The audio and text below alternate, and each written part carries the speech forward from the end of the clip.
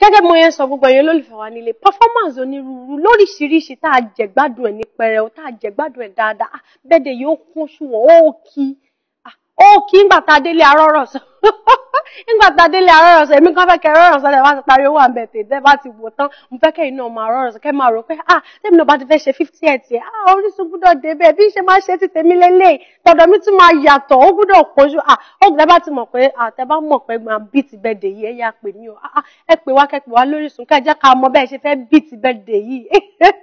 Pàápàá jùlọ gbogbo ẹ̀yin event planners, ọ̀nà tẹ́ fẹ́ fi package birthday tó fi máa dùn jù, tó máa fi dùn jù lè lọ, ni òun mo gbúdọ̀ mọ̀. Orísun gbúdọ̀ débẹ̀, torí ìṣòro àìsí débẹ̀ kì í ṣe complete version. Now, ẹ jẹ́ ká wá sọ̀rọ̀ nípa gbogbo àwọn tí wọ́n wá, àwọn tó wá ṣe performance fún wa.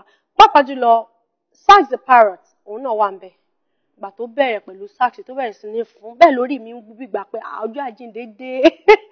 Bẹ́ẹ̀ lórí mi ń wú ni mo pé eléyìí lélẹ̀ o. Ìyá nìkan tí wọ́n kọ́ gbogbo ìyára lé. Babaláyà mà dàbíra o. Babaláyà mà dàbíra gbogbo ìyára lé.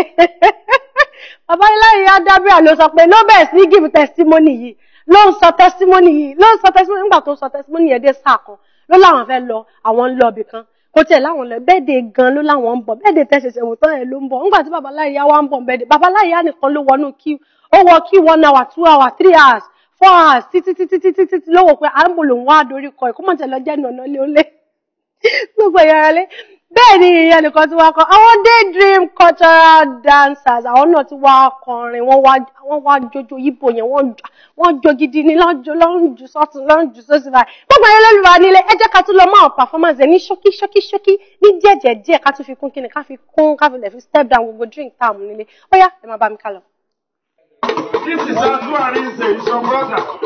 Alright, let's save dance for Adu Arinze. Oh yeah. Hey, somebody, join me there now. Alright.